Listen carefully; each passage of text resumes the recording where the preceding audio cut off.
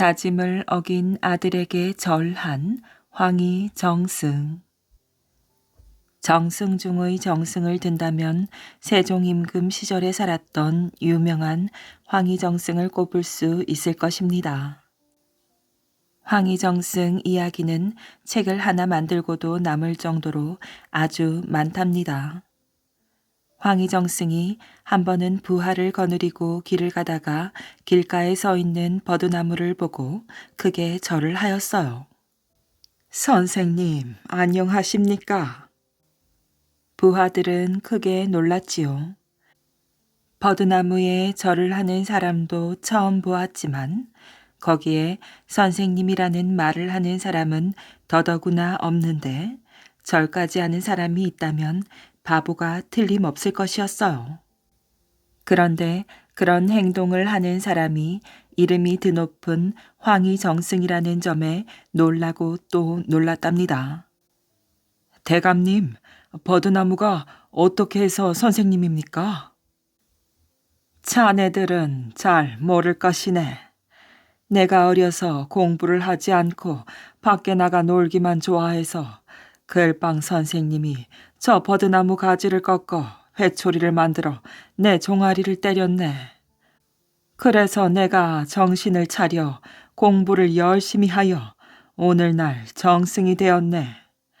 그때 종아리를 때리시던 훈장님은 돌아가셨으니 나를 깨우쳐준 저 버드나무에게 절을 하고 선생님이라고 한 것이네.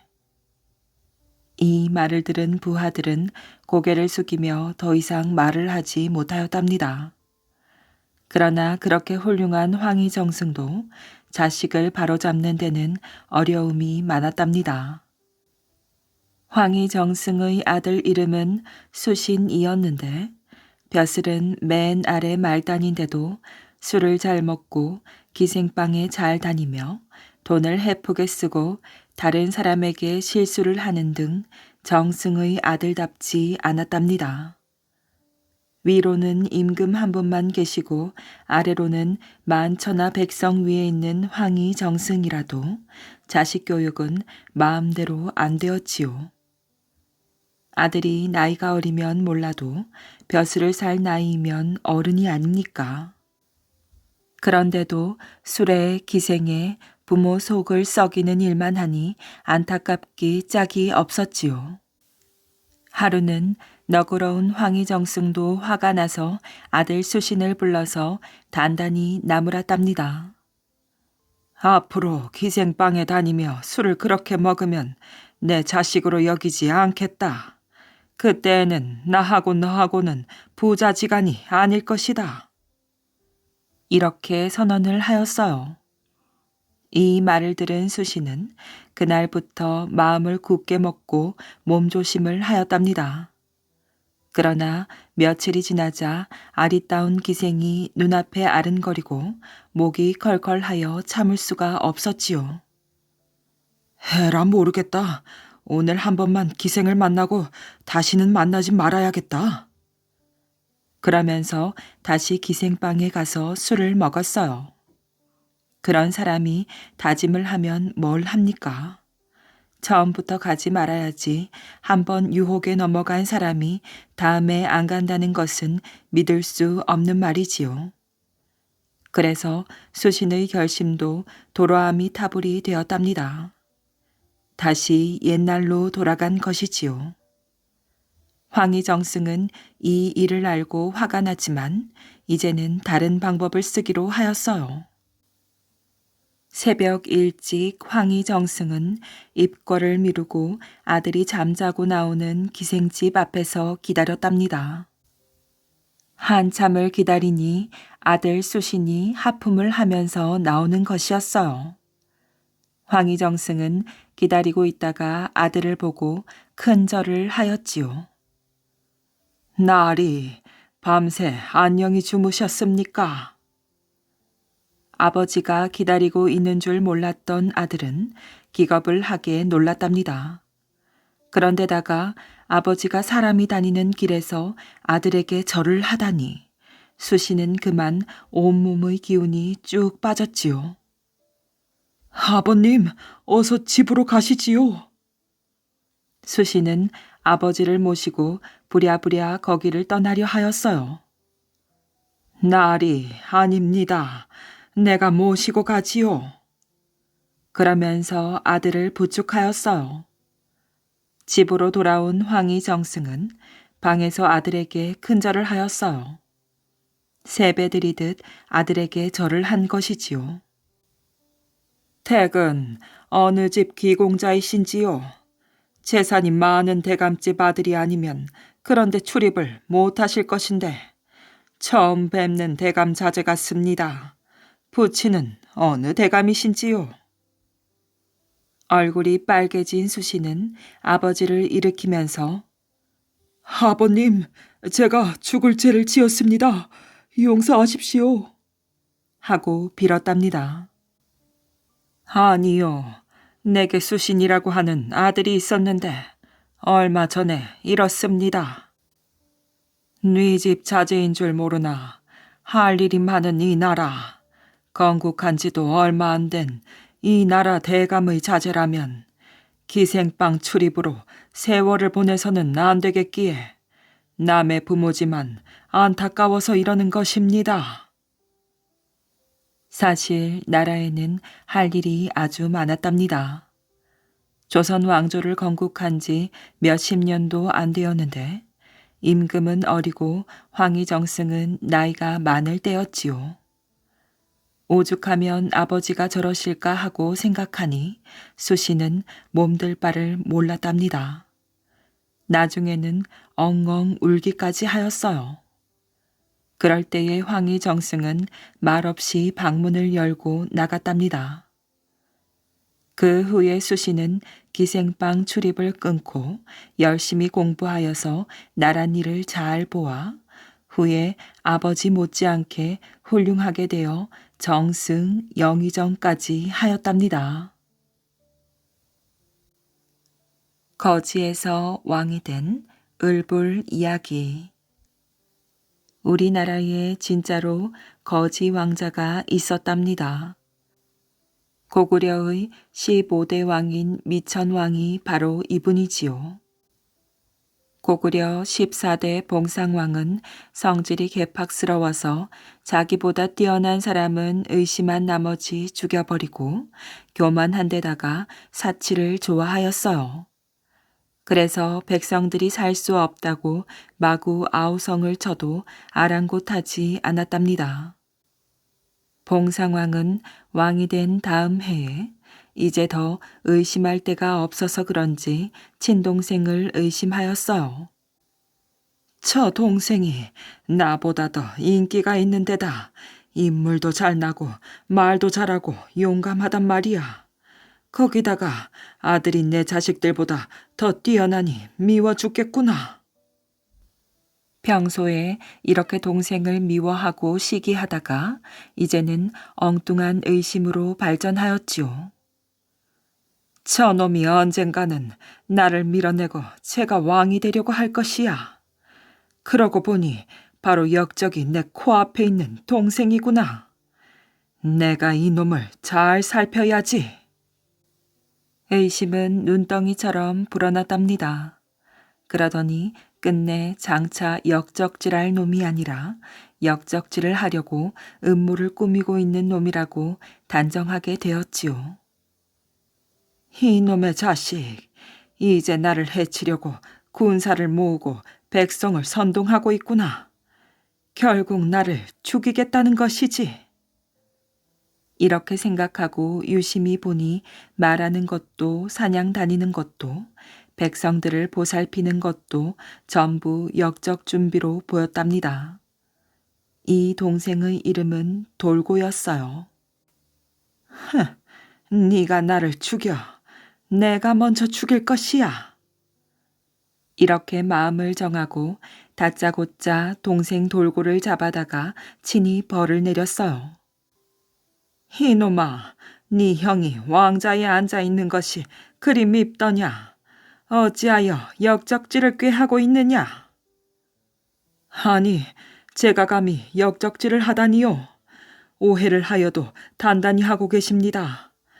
제가 군사를 다독거리고 백성을 쓰다듬는 것은 다 상감마마이신 형님을 위해서 그런 것입니다. 오해를 푸소서 오직 형님께 충성을 다할 뿐입니다. 이제 역적질 음모가 드러나니 다 나를 위했다고 거짓말을 하는구나. 저놈에게 당장 사약을 내려라. 아니, 증거도 없이 저를 죽이려고 하십니까? 어찌 한 형제 사이에 이럴 수가 있습니까? 억울합니다. 억울해요. 듣기 싫다. 비록 한 형제요 피를 나누었다고 하더라도 왕 자리를 노리는 데야 어찌하겠느냐. 여봐라, 어서 사약을 내려라. 이렇게 하여서 어쩔 수 없이 신하들은 무죄인 줄 알지만 돌고에게 약을 내렸어요. 돌고의 죽음을 전해들은 백성들이 여기저기에서 수군거리더니 뭉쳐서 항의를 하려고 하였답니다. 백성들의 말을 모아서 따진 사람은 바로 죽은 돌고의 아들인 을불도령이었어요. 형이 아우를 죽이는 슬픈 일이 벌어졌으니 을불도령이 백성의 편에서 말을 하는 것은 당연한 일이었지요. 그러자 봉상왕은 이제 을불마저 잡아 죽이기로 마음을 먹고 을불을 잡아들이라고 군사를 풀었답니다. 이제 보니 역적의 씨가 남아있었구나. 그 역적까지 잡아 죽여라. 그 역적이 누구입니까? 신하들이 묻자 돌고의 아들 을불 말이다. 즉시 체포하여 처형하여라. 꾸물거리는 자는 내가 크게 벌을 내리겠다. 하고 호통을 쳤답니다. 그러자 부하들은 왕 앞에서는 예 잡겠습니다 라고 말은 하였으나 을불까지 억울하게 죽는 것이 너무나 안타까워서 주저하였지요. 이렇게 시간을 끄는 동안 부하 한 사람이 급히 을불의 집에 가서 을불도령, 어서 도망가시오. 대왕이 지금 체포령을 내렸습니다. 어서요. 하고 위급함을 알려주자 을불은 즉시 입었던 옷 그대로 집을 뛰쳐나갔답니다. 그런 직후에 군사들이 을불의 집을 쳐들어왔기 때문에 잡을 수가 없었지요. 왕은 전국에 을불을 잡는 자에게 큰 상을 내리겠다는 방을 써붙였습니다만 을불은 어디로 갔는지 세상에서 사라져 버렸답니다. 곳곳에 을불의 화상을 그려두어도 효과가 없자 왕은 을불이 도망가다가 죽은 줄 알고 더 이상 찾지 않았지요. 그로부터 5년이 흘렀어요. 을불은 죽었는지 살았는지 여전히 알 수가 없었지요. 그러므로 봉상왕은 을불을 까맣게 잊어버리고 마음대로 정치를 하였어요. 모름지기 왕은 백성으로부터 존경을 받아야 한다.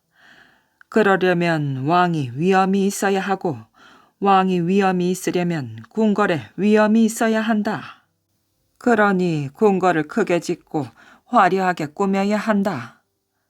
라고 주장하면서 궁궐을 사치스럽게 꾸몄답니다. 여러 신하들이 왕에게 바른 말을 하다가 죽었고 백성들은 농사도 짓지 못하고 고된 일만 하다가 힘들어 죽고 불평한다고 벌받아 죽고 이런 판에 흉년까지 들어 굶어 죽는 사람이 넘쳐났답니다. 이런 때에 이웃나라가 고구려를 쳐들어올 기회를 노리고 있었어요. 당시에 장졸이라는 슬기롭고 용감한 재상이 있었답니다. 그는 왕에게 바른 정치를 하라고 몇 번이나 간절히 간하였지요. 그러나 왕은 전혀 귀를 기울이지 않을 뿐더러 한 번만 더 이런 듣기 싫은 소리를 하면 재상이라도 가만두지 않겠다고 하였어요. 이렇게 되자 백성들 중에는 을불을 그리워하는 사람이 늘어갔답니다. 을불도령이 살아있다면 희망이라도 있겠는데 을불이 왕이 된다면 얼마나 좋을까? 이렇게 백성들이 술렁술렁하며 을불을 찾자 왕은 지금까지 잊어버리고 있던 을불을 조심해야겠다고 생각하고 다시 전국에 명령을 내렸답니다. 을불을 체포하거나 어디 있는지 알려주는 백성에게는 큰 상을 내리리라.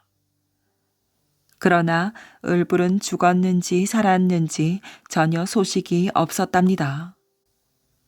만약 을불을 숨겨주는 사람이 있으면 온 가족을 죽인다고까지 하였는데도 전혀 소식이 없었지요. 아마 죽은 모양이야. 그러기에 아무런 소식이 없지.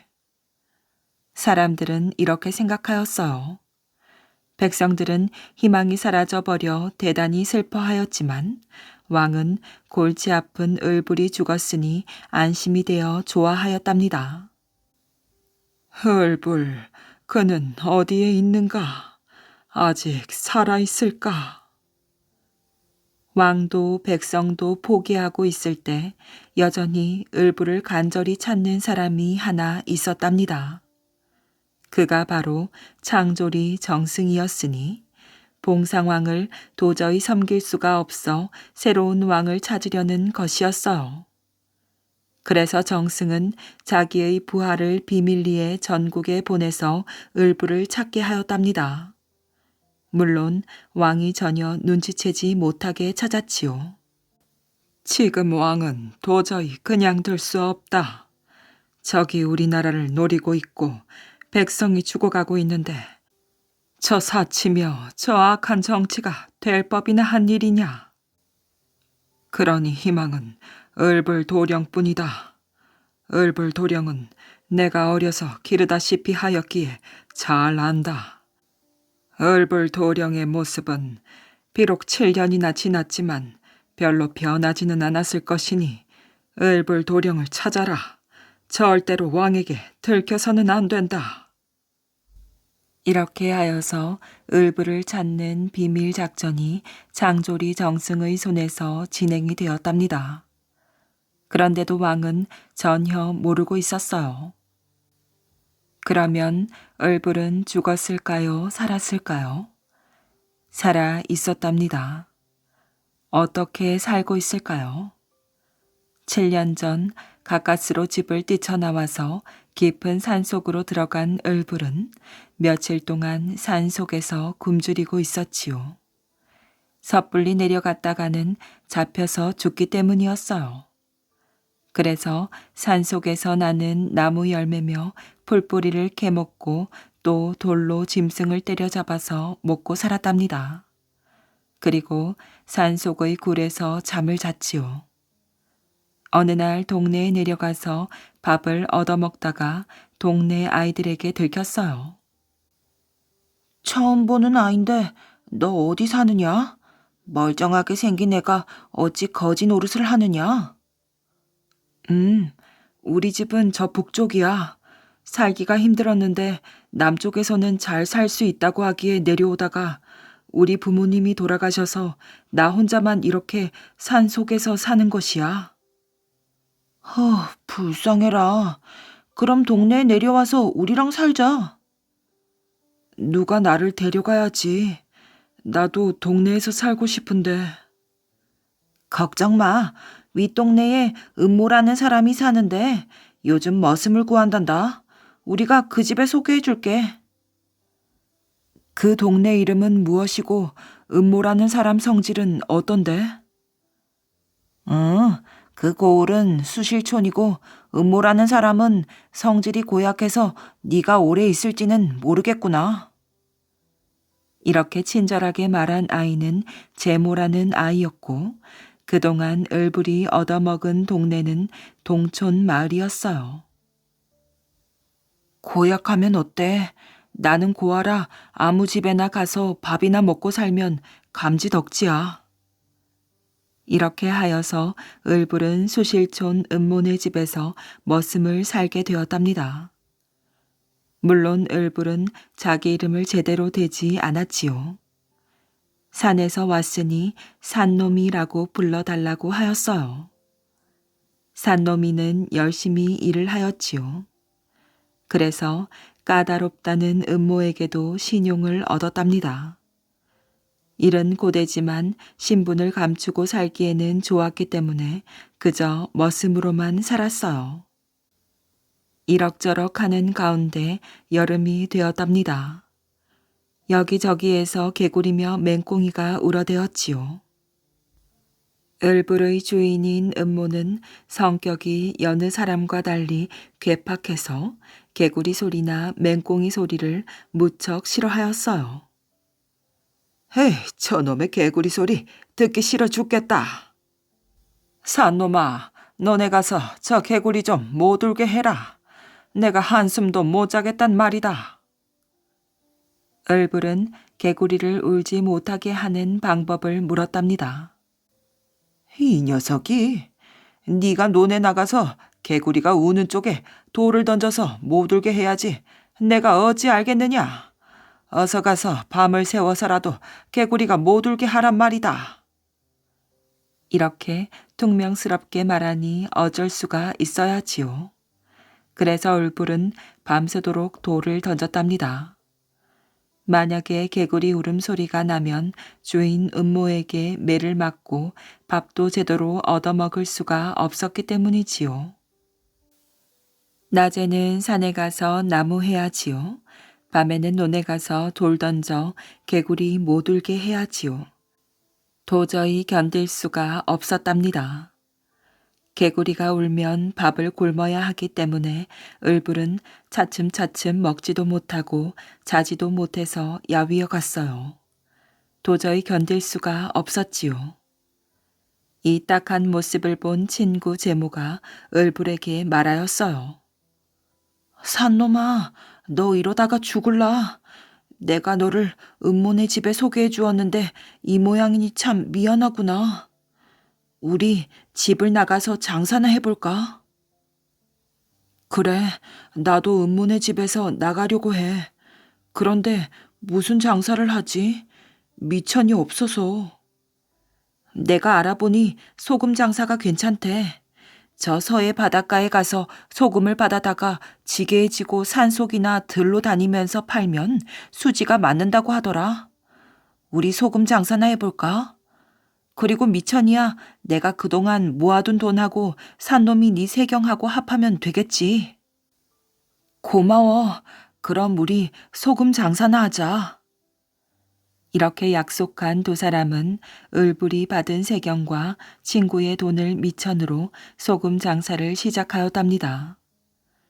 제모의 집은 바로 가까운 동촌 마을이었어요. 이때 고구려의 서울은 만주에 있었기 때문에 을불은 남쪽의 압록강 하류에서 소금을 받아갔지요. 소금을 받아다가 배를 타고 거슬러 올라가서 강동 사목촌이라는 마을에 거처를 정하고 가까운 동네로 다니면서 소금을 팔았답니다. 소금 사려! 소금 사려! 이렇게 외치고 다니니 영락없는 소금 장수였어요. 제모와 을불은 소금 장사를 하면서 돈을 좀 벌었답니다. 그러자 제모는 이제 다른 데 가서 소금 장사를 하겠다고 하며 떠나갔어요. 을불은 그 사목촌에 혼자 남아 소금을 팔고 있었지요. 그런데 주인집 노파가 을불에게 돈이 있는 것을 알고 검은 마음을 품었답니다. 옳거니 이제 저 소금 장수가 혼자 장사를 한다지. 둘이 할 때는 내가 건드리기가 힘들었지만 이제는 트집을 잡아서 저 소금도 뺏고 돈도 빼앗아 내야지. 이렇게 엉큼한 마음을 먹고는 자기 신발을 을불의 소금 가마니 속에 몰래 넣었어요. 그러고는 뚱딴지 같은 말을 하였답니다. 여보게, 자네 돈을 많이 벌었다고 하던데 나한테 소금 좀 공짜로 주지 않겠나? 아니, 소금을 주다니요. 이 소금이 바로 내 생명줄인데 그냥 줍니까? 차라리 돈을 얼마 달라고 하시지요. 에이, 이 사람아. 그 돈이 어떻게 번 돈인데 달라고 하겠나? 소금이나 좀 주면 좋겠다는 것이지. 아니, 저에게는 소금이 돈이고 돈이 소금인데 무슨 차이가 있겠습니까? 행여 그런 소리 마세요. 이렇게 퉁명스럽게 톡 쏘아주어도 할멈은 여전히 소금 가마니에서 조금만 덜어달라고 고집하였어요. 그러자 을불은 화를 내면서 내가 그동안 밥이며 술이며 값을 제대로 쳐주었는데 왜 욕심을 내십니까? 왜 장사 나가는 내 소금짐을 열어보라고 하십니까? 저리 가십시오. 장사 나갑니다. 하고 소리쳤어요. 을불이 소금짐을 지고 나가자 할멈이 뒤쫓아오면서 소리쳤어요. 이 도둑놈아, 내 신발 도둑놈아. 을불이 놀라서 멈칫하고 섰답니다. 그러자 동네 사람들이 나와서 을불을 붙들었어요. 을불은 기가 막혀서 증거를 대라고 하였지요. 그러자 할멈은 압록강 일대를 다스리는 원에게 가서 을불이 신발 도둑이라고 고소하였답니다. 원님 들으소서. 동네 사람들 들어보시오. 내가 간신히 신발 하나를 샀는데 저 소금 장수가 어저녁에 참 좋다고 하면서 욕심을 냅디다. 아마 제 색시에게 주고 싶었던 모양이지요. 그런 뒤에 내 신발이 없어졌어요. 소금 장수가 짐을 지고 나간 뒤 내가 금방 나와서 신으려고 보니 온데간데 없지 않아요. 아마 저놈이 소금짐 속에 감추고 가는 모양입니다. 어쩐지 아까 내가 소금 좀 달라고 하는데 주지 못하겠다고 하면서 가만히에 손도 못 대게 하더라고요. 그러자 을불이 화가 나서 그러면 소금찜을 보면 될 것이 아니냐고 가마니를 열어보니 이게 웬일입니까? 정말 신발이 있었어요. 기가 막힐 일이었지요. 그러자 원은 신발을 증거로 해서 신발과 소금짐, 갖고 있던 돈까지 모두 할멈에게 주라고 하고는 을불을 도둑놈이라고 하며 매를 내렸답니다. 이리하여 을불은 그만 알거지가 되고 말았어요. 그는 이제 오갈 데도 없어 이전처럼 거지가 되었지요. 옷은 너덜너덜하고 몸은 먹지 못해서 파리하였어요. 사람마다 신발 도둑이라고 하면서 손가락질만 할 뿐 밥도 제대로 주지 않았답니다. 그는 불쌍한 거지, 맨날 굶는 거지 신세였지요. 이런 봉변을 당한 을불은 전에 소금짐을 실어 나를 때 사기였던 압록강의 뱃사공을 찾아가서 사정하였어요. 내가 이렇게 도둑으로 몰려서 알거지가 되었습니다. 아직 힘은 있으니 나를 당신의 조수로 써주십시오. 시키는 대로 일을 잘하겠습니다. 뱃사공도 그런 을불이 딱해 보였던지 뱃사람 사이에 무슨 조수가 있고 심부름이 있겠는가? 우리 같이 동업하세나? 하고 허락하였어요. 이리하여 을불 도령은 뱃사공이 되어 압록강을 오르내리는 신세가 되었답니다. 옷이랑 밥이랑 집이 그런대로 해결이 되었지요. 바람과 파도를 헤치는 힘든 일을 헤치우는 동안에 을불은 아주 건강하고 씩씩한 장부가 되었어요. 저 산놈이 사공이라면 약속을 잘 지키니 무엇이든지 맡길 수가 있어. 저 산놈이는 뱃사공으로는 아까운 놈이지. 저 인물 훤칠한 것 좀 보게. 저 정도면 색시들이 따를 것인데도 끄떡이 없어. 아주 절개가 굳다니까. 이렇게들 칭찬을 하였어요. 을불은 이렇게 살아가는 동안에 나란 일이 잘못되어 가고 있음을 알게 되었답니다. 첫째로 왕이 포악한 정치를 하니 백성들이 무척 고생을 한다는 것이었어요. 봉상왕은 벌써 9년이나 정치를 하였지만 백성을 위한 정치는 없었답니다. 그러니 북에서는 적이 노리고 있고 백성은 나라를 원망하였지요. 둘째로 고구려 남쪽에 자리 잡은 한나라가 세운 한사군의 문제였어요. 중국 사람들은 자기들 땅이라고 하면서 그곳을 차지하고 때로는 고구려 땅까지 쳐들어와 백성들의 재물을 빼앗았답니다. 저 한사군은 400년 전에 한나라 무제가 세운 것이다. 그런데 이제 우리 고구려가 나라를 세웠으니 당연히 우리 땅인데도 저렇게 차지하고 있는 것은 우리나라가 힘이 약한 탓이지. 한사군을 없애버리지 않고는 백성들이 편안하지도 못할 뿐더러 고구려도 강한 나라가 될 수 없어. 어떻게든지 한사군을 물리쳐야 한다. 그런데 현재 우리나라 형편은 어떤가? 백성들이 애국심은 고사하고 다른 나라로 도망을 가거나 산속에 들어가 도둑이 되고 그렇지 않은 사람들은 굶어 죽어가고 있다. 먼저 왕을 몰아내서 바른 정치를 펴고 애국심을 길러서 한사군을 물리쳐야 할 것인데 나는 신분을 숨기고 사는 신세에 언제 들켜서 죽을지도 모르니 내 목숨이여 고구려의 앞날이여. 이렇게 생각하자 눈물이 흐르고 한숨만 나왔답니다. 그러면 다른 사람들이 물었지요. 산놈이 어찌하여 그렇게 한숨을 쉬고 있나? 뭐 한숨이랄 것이 있는가? 그저 나라가 이렇게 어지러워서야 어찌 되겠나 하는 근심이지. 저기 보게나 중국 사람들이 우리 땅인데도 우리를 무시하고 자유롭게 한사군을 들락거리지 않나. 그것이 마음 아프다네.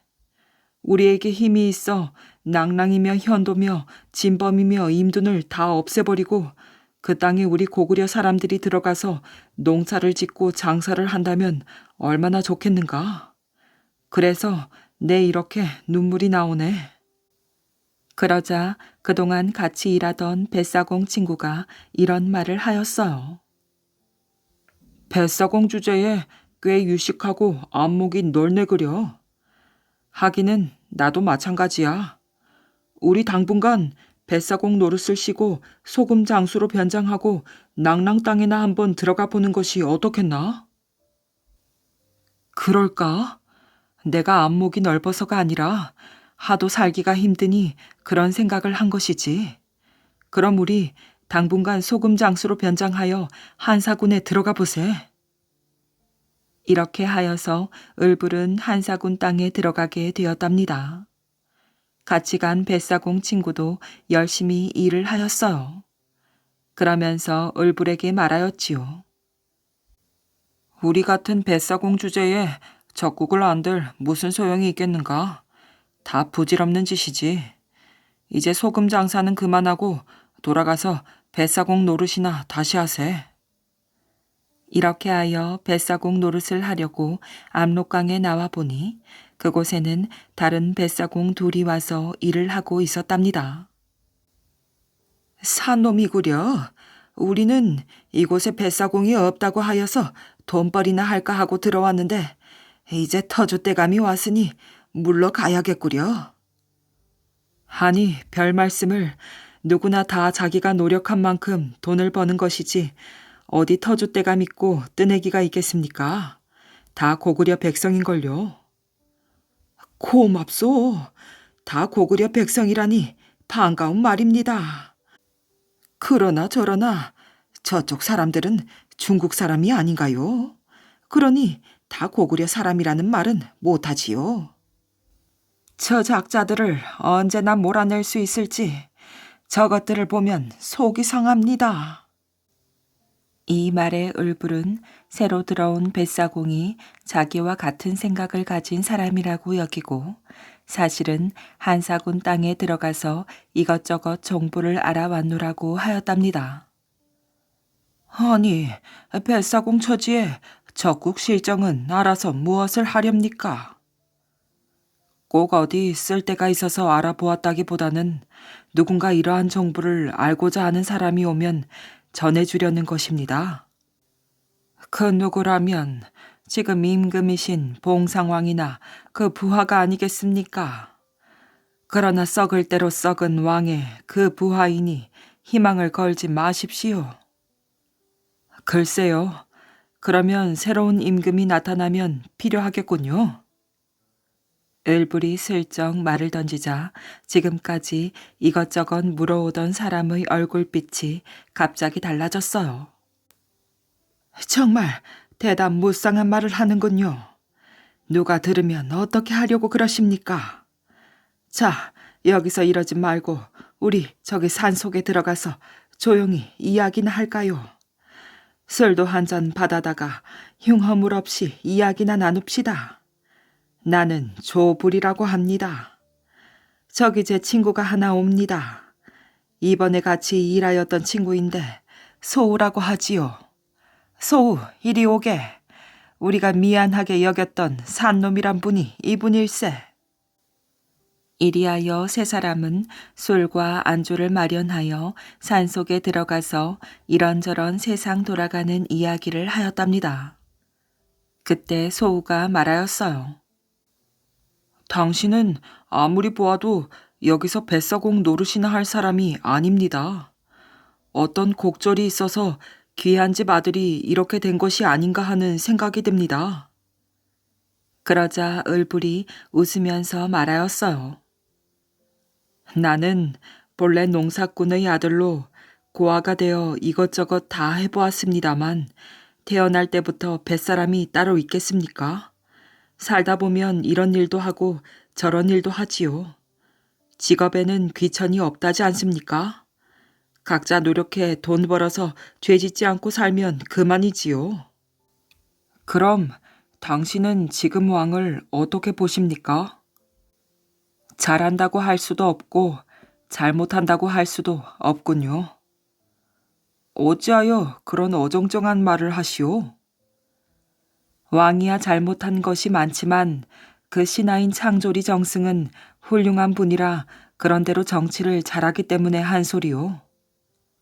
아, 창조리 정승을 칭찬하시는군요. 그럼 참 다행입니다. 우리 툭 털어놓고 이야기합시다. 사실 우리는 창조리 정승이 몰래 보낸 부하랍니다. 그런데 당신이 창조리 정승 칭찬을 하시니 대단히 반갑습니다. 별 말씀을요. 비록 한낱 뱃사람이지만 눈이 없어 귀가 없어 다 들은 풍월이지요. 지금 우리가 창조리 정승의 비밀 부하라고 하니 이상하지 않습니까? 이상은 합니다만 정말로 비밀이라고 하면서 나에게 비밀을 말하면 어찌 되겠소? 아마도 그 비밀이 별것이 아닌가 보. 별것이 아니라니요. 바로 새로운 왕을 찾아내는 비밀입니다. 을불은 깜짝 놀랐어요. 새로운 왕이라니요? 어떤 왕입니까?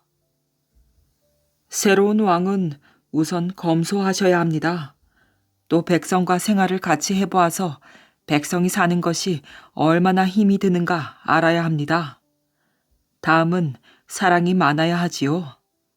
지금 흉년이 든 데다 적이 쳐들어와서 백성들은 살기 힘들어서 죄를 짓는 일이 많은데 이 사람들을 다 벌주기로 한다면 한도 끝도 없으니 사랑으로 다스려야 합니다. 그리고 물론 애국심이 투철해야 하지요. 바로 아까 우리가 말한 한사군을 이 땅에서 몰아내고 북쪽에 있는 적들도 물리칠 만한 용감하고 슬기로운 사람이어야 합니다. 참으로 대단한 인물을 찾고 계시는군요. 그런 인물이 과연 있을까요? 예, 꼭 한 사람 있습니다. 그 사람만 찾는다면 우리 고구려는 삽니다. 그 사람이 누구입니까? 그러자 두 사람이 갑자기 을불에게 절을 하는 것이었어요. 바로 당신 을불 도령입니다. 하고 말하자 을불은 소스라치게 놀랐어요. 이제 7년간의 도피 생활이 허사가 되는 순간이었어요. 을불은 놀라서 황급하게 손을 내저으며 잡아댔지요. 아니, 무슨 말씀을... 내가 을불이라니요. 나는 뱃사공, 당신들이 보다시피 압록강의 뱃사공이요. 지난 날에는 거지였고 그 전에는 머슴이었고 예, 그 전에는 돌고 장군의 아들 을불 도령이셨지요. 이제 저희들에게 들켰으니 바로 말씀하소서.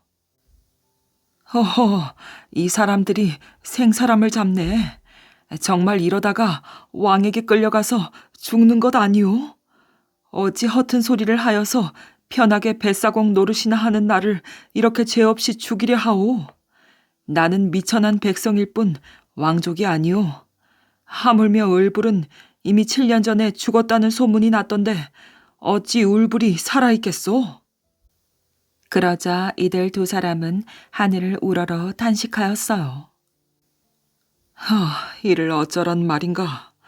우리가 천신만고 끝에 찾아낸 을불 도령이 이렇게 시치미를 떼시니 어찌할까. 지금 왕은 인심을 잃은 지가 오래되었소. 우리는 도저히 더 이상 왕으로 모실 수가 없소. 그래서 창조리 정승이 어쩔 수 없이 왕을 바꾸고자 한 것이오. 그래서 우리가 목숨을 걸고 돌아다녀서 이제 을불 도령을 찾았건만. 불쌍하여라 백성들이여, 슬프도다 고구려여. 을불 도령이 자기는 새로운 왕 제목이 아니라고 잡았대니 그러면 고구려의 태양은 사라졌다는 말인가? 하늘이여. 두 사람은 흐느껴 울었어요. 이렇게 되자 을불은 더 이상 속일 수가 없었답니다. 을불 또한 울면서 말하였어요. 북부 출신 조불이여, 내가 어찌 그대를 모르리오. 동부 출신 소우여, 나 또한 그대를 알아보았노라. 그러나 내가 을불인 것을 밝히는 때가 곧 내가 죽을 때인데 어찌 말하리오. 그러나 내 신분이 다 드러났으니 더 이상 속일 수도 없고 이제 죽어도 좋으니 마음대로 하구려. 이렇게 말하자 그들은 대단히 기뻐하면서 말을 타고 즉시 깊은 산속으로만 달려서 서울 근처의 조백남가라는 집에 도착하였어요. 그리고 을불에게 남의 눈에 띄지 말고 있으라고 말한 후에 조불과 소우는 즉시 창조리 정승을 찾아갔답니다. 창조리는 뛸 듯이 기뻐하며 말하였어요. 자, 이제는 때를 기다리기만 하면 된다. 그리고 몇 달이 흘러갔답니다. 을불은 밖에 나오지 아니하고 조용히 때를 기다리고 있었어요. 그 사이에 창조리는 지방으로 을불을 찾으러 나갔던 사람들을 불러 이제 또 다른 일을 지시하였지요. 즉, 비밀리에 자기 편을 만들어가는 것이었어요. 을불이 자기 집 근처에 숨어서 때를 기다리고 있으니 창조리는 자신 있게 왕을 몰아낼 꾀를 내어 실천한 것입니다. 가을이 되었어요. 온 나라에 흉년이 들어서 민심이 뒤숭숭하였지요. 이런 때라면 왕은 나들이를 삼가고 백성들을 따뜻이 대하여 주는 것이 당연하거늘 후산음이라는 산으로 사냥을 가겠다고 하면서 창조리 정승에게 준비를 하라고 하였답니다. 그래서 창조리는 지금이 9월이라도 추수할 것이 없어 어려운 때이므로 제발 사냥을 나가서 백성을 성나게 하지 말라고 간하였으나 왕은 화를 내며 굳이 사냥을 가겠다고 하였어요. 그리고 더 이상 백성들 편만 들고 명령을 거역하면 죽이겠다고 하였지요. 창조리 정승은 어금니를 깨물었어요. 지금이 때다. 이제 더 기다릴 것이 없다. 이렇게 결심을 하고 후산음에 들어가서 사냥을 하기로 하였답니다. 드디어 사냥터에 이르렀을 때 봉상왕은 자신만만하게 말하였어요. 보아라, 백성들은 이처럼 내 사냥을 기뻐하지 않는가? 그런데 창조리 정승은 나보고 사냥을 가지 말라고 하니 큰 죄를 지었도다. 그러자 창조리가 정색을 하면서 말하였어요. 그러면 내기를 하시옵소서. 대왕이 옳다는 사람과 제가 옳다는 사람 누가 더 많은가 말이지요. 그것 좋지. 아무려면 왕편이 더 많겠지. 만약에 창조리 정승 편이 적으면 죽을 줄 알아라. 요즘 너의 태도는 심히 방자하였다. 나를 해치려는 음모를 꾸미고 있는 것이 아니더냐. 내가 사냥을 나온 것은 사실은 핑계를 대서 너를 떠보려고 한 것이다. 이제 내 뜻을 알겠느냐? 그러자 창조리 정승도 지지 않고 말하였어요. 좋습니다. 만약에 제 편의 수가 적다면 제가 죽겠습니다만 대왕 편이 적다면 그럼 내가 죽지. 죽고 말고. 그러나 그대가 먼저 죽으리라. 그러자 창조리가 소리쳤어요. 병사들이여, 신하들이여. 내 편을 드는 자는 갈잎을 뜯어서 머리의 관에 꽂아라. 내 편을 들지 아니하고 대왕 편을 드는 사람은 가만히 있어라. 그러자 우하면서 신하들과 군사들은 다 머리에 갈잎을 꽂았어요. 왕은 깜짝 놀랐지요. 아니, 이럴 수가 있단 말인가. 그동안 상감마마 만세라고 하던 저 무리가 이제 보니 다 나를 몰아내려고 한 자들이구나. 그러나 이제 어찌할 수가 없구나. 내가 죽어야지. 봉상왕은 가지고 있던 칼로 목을 찔러 자결하려 하였답니다. 그러나 창조리는 왕이 죽지 못하게 묶어가지고 궁중에 돌아와서 후미진 방에 가두어 두고 을부를 불렀지요. 7년 만에 죽음의 길에서 살아난 거지 왕자 을불이 나타났어요. 백성들은 을불 도령, 을불 왕자 하고 외치면서 환영하였지요. 드디어 궁중에 도착하여서 창조리 정승과 신하들의 절을 받으며 왕의 자리에 올랐답니다. 을불 왕에게 옥새가 전달되었어요. 을불 왕 만세라는 환호 소리와 봉상왕을 죽여라는 분노의 소리가 뒤섞여서 온 천하에 퍼졌답니다.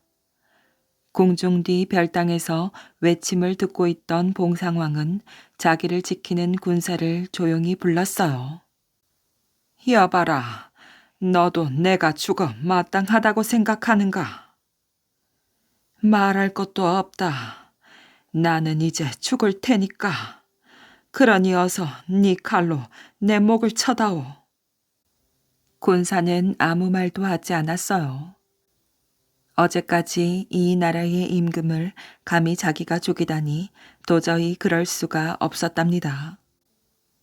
그는 어쩔 줄 몰라서 쩔쩔매고 있었어요. 이때 봉상왕은 군사에게 다가가서 군사가 차고 있던 칼을 뽑아서 자기 목을 찔러 죽고 말았어요. 부왕께서 자결하셨다. 그렇다면 우리가 더 살아 무엇하랴. 그러면서 방에 함께 갇혀있던 봉상왕의 두 왕자도 그 칼로 자살하고 말았답니다. 그런 슬픈 광경을 본 군사 또한 기가 막히고 책임도 느껴져 그 칼로 죽고 말았지요. 얼마 후에 을불왕은 봉상왕을 찾았는데 이때는 이미 4사람이 죽고 난 뒤였답니다. 을불왕은 한 줄기 뜨거운 눈물을 흘렸어요. 봉상왕이 비록 아버지를 죽인 원수요. 그동안 끈질기게 자기를 죽이려고 했던 원수지만 어쨌든 자기의 큰아버지이고 그리고 봉상왕 산부자가 잘못을 뉘우치고 죽었기 때문이었어요. 그래서 봉산원이라는 곳에 무덤을 잘 만들어 매장하였답니다. 이렇게 등극한 을불왕이 역사에 나오는 고구려 제15대 미천왕이랍니다. 이때가 서기 300년이었지요. 미천왕은 왕위에 오르자마자 어지러운 나랏일을 바로잡고 백성들의 딱한 사정을 보살펴주며 죄지은 자를 사랑으로 다스리고 농사를 잘 짓도록 여러 가지 방법을 궁리했으며 국민 정신을 바로 세워 애국심을 키웠답니다. 또 그는 백성들에게 호소하였어요. 고구려 백성이여, 이 땅에서 중국의 세력을 몰아내자. 한사군을 없애자. 미천왕은 서기 302년에 군사 3만을 일으켜서 현도군을 치고 313년에는 낙랑군을 처부수어 420년이나 이 땅에 있던 중국의 한사군을 완전히 몰아내었어요. 그가 뱃사공으로 있을 때 또 소금장수 노릇을 할 때 알아두었던 적국의 정보를 충분히 이용하였던 것은 두말할 필요가 없답니다. 이 을불 미천왕은 32년간 정치를 하다가 세상을 떠났답니다. 이 거지왕자 을불 이야기는 고구려와 백제와 신라의 역사를 적은 김부식의 삼국사기, 고구려 14대 봉상왕 부분과 15대 미천왕 부분에 있는 이야기랍니다. 하서 감나무. 옛날에 하서 감나무골이란 마을이 있었답니다. 이 하서 감나무골에 하서라는 원님이 부임하였어요. 원님은 글도 잘하고 도덕이 높은 분으로 이름이 높았지요. 그런데 그 고을에 사는 어떤 두 사람의 밭 사이에 감나무 하나가 있었답니다. 두 사람은 이 감나무를 가지고 서로 자기 감나무라고 우겼어요. 그러다 큰 싸움이 붙어 원님에게 찾아갔지요. 원님은 두 사람의 말을 자세히 들어보더니 이렇게 말하였어요. 그 감나무 때문에 두 사람이 싸움이 붙었으니 그 감나무를 나에게 바쳐라. 그래서 두 사람은 할 수 없이 감나무를 원님에게 바쳤답니다. 혹대로 갔다가 혹 붙이고 간다더니 꼭 이런 경우를 두고 하는 말이구나. 두 사람은 감나무를 원님에게 빼앗기고 이렇게 생각하였어요. 그러면서 집에 돌아와 한숨만 푹푹 쉬었지요. 그런데 그해 가을이 되자 원님은 감나무에서 난 감을 똑같이 나누어 두 사람한테 보내었어요. 원님은 해마다 그리하였지요. 두 사람은 원님의 올바른 처사에 크게 감동했답니다. 몇 년 뒤 원님은 다른 마을로 갔답니다. 그러나 두 사람은 그 감나무는 원님에게 드린 것이니 하서 감나무라고 부르기로 하였지요. 그리고 그 나무에 열린 감은 따서 하서에게 보내기로 하였답니다. 허름한 상자 안에 든 선물. 왕건이 궁예를 몰아내고 고려를 세웠을 때의 일이랍니다. 전라도 금성고을의 오씨 집안에 아름답고 지혜로운 딸이 하나 있었지요. 처녀의 집안은 가난하고 보잘것없었지만 재상이 나온 집안이나 부자 집안에서 혼담이 끊이지 않고 들어왔어요. 그 처녀가 소문이 자자한 미녀였기 때문이지요. 하지만 처녀는 혼담이 들어올 때마다 번번이 거절하였어요. 지금은 시집 가고 싶지 않다는 것이 그 이유였지요. 처녀는 언젠가 이상한 꿈을 꾸었답니다. 물을 길러 우물로 갔는데 우물 위에 오색 구름이 가득 서리더니 그 속에서 무엇인가가 솟아올랐어요. 황금빛 용이었지요. 용은 처녀에게 덤벼들어 처녀의 몸속으로 들어가 버렸답니다. 잠이 깬 처녀는 문득 이런 생각이 들었어요. 옛날부터 용은 왕을 뜻한다지. 내가 왕과 결혼하여 왕자를 낳을 꿈이야. 틀림없어. 그날부터 처녀는 신랑 될 사람이 자기를 찾아오기를 기다렸어요. 그래서 혼담이 들어와도 모두 물리쳤던 것이었지요. 그러던 어느 날 저녁, 고려의 젊은 왕 왕건이 후백제를 치러 가다가 금성 고을에 들렀답니다. 그때 처녀는 우물가에서 물을 깃고 있었는데 왕건이 그 앞을 지나다가 처녀에게 다가갔어요. 날이 몹시 더워 목이 말랐거든요. 처녀는 왕건을 보는 순간 마음속으로 외쳤어요. 바로 이분이야. 내가 기다렸던 분이야. 처녀는 왕건에게 물 한 바가지를 떠서 바치며 말하였어요. 저의 집이 여기서 멀지 않습니다. 괜찮으시다면 오늘 밤 저희 집에서 쉬었다 가시지요. 왕건은 처녀가 마음에 들어 그날 밤 처녀의 집에서 쉬었다 가기로 하였어요. 처녀의 집에서는 왕건을 위해 잔치를 베풀었지요. 그날 밤 왕건은 처녀와 인연을 맺었는데 그 여인이 바로 왕건의 둘째 부인인 장화 왕후 오씨랍니다. 장화 왕후는 10달 뒤에 아들을 낳았어요. 이 아이가 맏아들인 왕자 무였지요. 아기의 얼굴에는 돗자리 자국이 나 있었어요. 왕자 무는 씩씩하게 잘 자랐어요. 청년이 되어서는 아버지를 따라 전쟁터에 나가 용감하게 적을 무찔렀답니다. 장화 왕후는 자신의 아들이 왕건의 뒤를 이어 왕위에 오르기를 바랐어요.